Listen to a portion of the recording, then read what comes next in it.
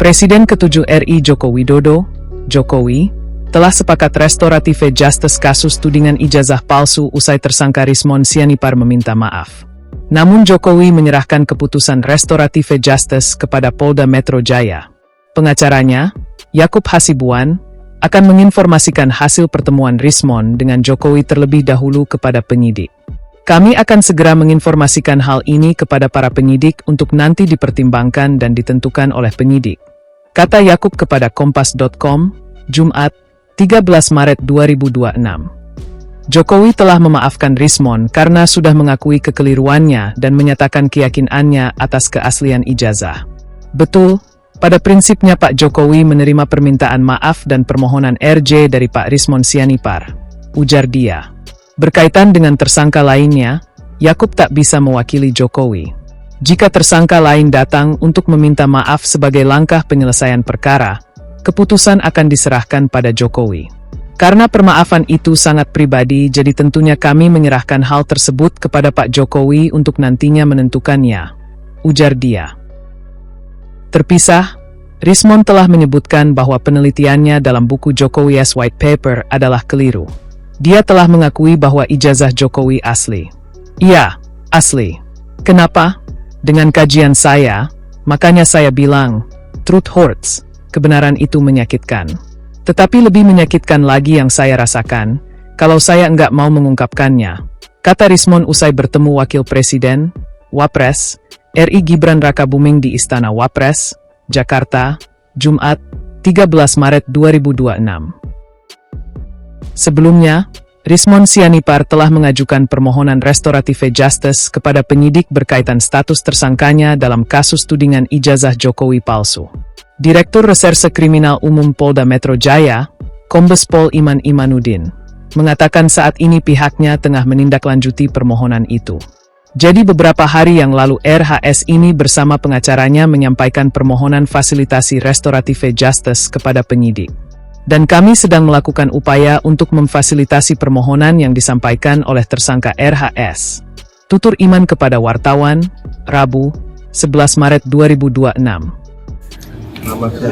Siang Bapak. Pak, terkait pertemuan dengan Pak Rismon kemarin, Pak, kemarin kan beliau mengajukan restorasi justice. Ini tanggapannya Bapak seperti apa? Apakah menerima atau bagaimana? Ya, kemarin telah datang Pak Rismon Sianipar ke sini, ke kediaman saya, dan saya menerima permohonan maaf Pak Rismon Sianipar, dan mengenai nanti untuk urusan restoratif justice-nya saya serahkan kepada penasihat hukum saya, karena itu merupakan kewenangan dari Polda Metro, kewenangan dari penyidik yang ada di Polda Metro Jaya. Boleh digambarkan Pak, kemarin suasananya seperti apa pada saat Pak Rismon datang, suasananya? Ya biasa aja. Nyantai ya Pak? Acaranya biasa. Berarti belum ada peluang untuk restoratif justice ya Pak? Sudah saya serahkan kepada penasihat hukum saya, dan nanti tentu saja akan ada tindak lanjut. Sekali lagi, kewenangan ada di Polda Metro Jaya, ada di penyidik Polda Metro Jaya. Sempat ada rasa marah nggak Pak ketika melihat Pak Rismon kemarin? Ya biasa saja. Udah, nggak apa-apa nggak Pak atas yang kemarin-kemarin itu? Biasa saja.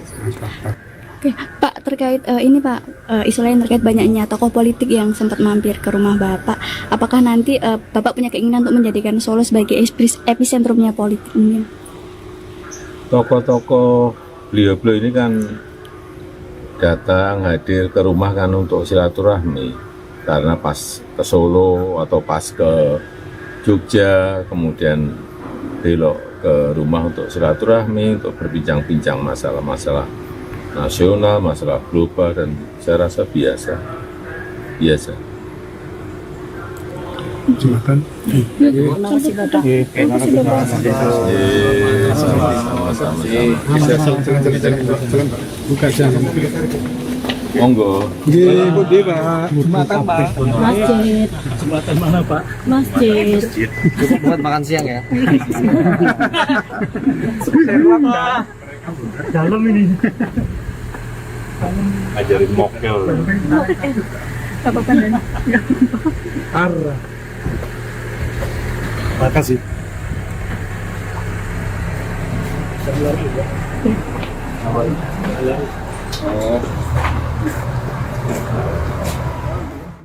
Siapapun, baik Pak Roy misalnya dan lainnya yang saya pandang sebagai sahabat saya, itu bisa saya demonstrasikan kepada beliau baik secara privat maupun secara publik.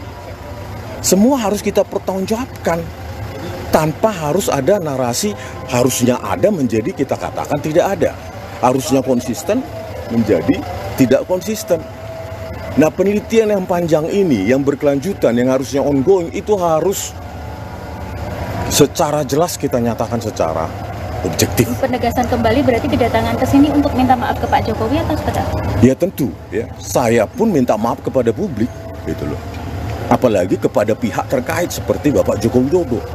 Itulah pertanggungjawaban seorang peneliti yang harus independen, yang siap dicerca, dihina dengan narasi-narasi sesuka mereka. Meskipun narasi mereka tidak bisa dipertanggungjawabkan secara ilmiah seperti saya menyajikan buku Jokowi White Paper yang saya tantang secara terbuka untuk dikoreksi dan dibentuk dalam buku juga. Karena hal itu tidak dilakukan oleh orang lain dan kebetulan saya melanjutkan penelitian saya, maka saya bertanggung jawab untuk menuliskan itu kembali. Itu Mau ditarik atau gimana bukunya? bukan ditarik, metodologinya itu adalah metodologi yang umum, yang default ya dalam buku Jokowi White Paper sebagai kasus untuk mendeteksi keotentikan atau ada tidaknya manipulasi digital dalam sebuah dokumen digital. Metodologinya itu confirm ya, saya nyatakan confirm, dan itu bisa menjadi kasus pembelajaran di departemen-departemen kuliah-kuliah. Tetapi dalam penelitian, itu bukan hanya metodologi yang tepat. Apa itu? Objeknya. Objeknya itu harus memenuhi kaidah. Nah, karena objeknya terbatas, yang mengalami operasi-operasi yang dinamakan geometri. Geometri itu adalah pergeseran dan rotasi maupun posisi pencahayaan seperti yang diupload oleh Dian Sandi Utama, maka ya, kesalahan fatal yang saya lakukan adalah tidak melibatkan operasi-operasi atau variabel geometri untuk mendapatkan kesimpulan, yaitu operasi translasi, pergeseran, rotasi, ya, perputaran, maupun pencahayaan. Download Tribun X sekarang, menghadirkan lokal menjadi Indonesia.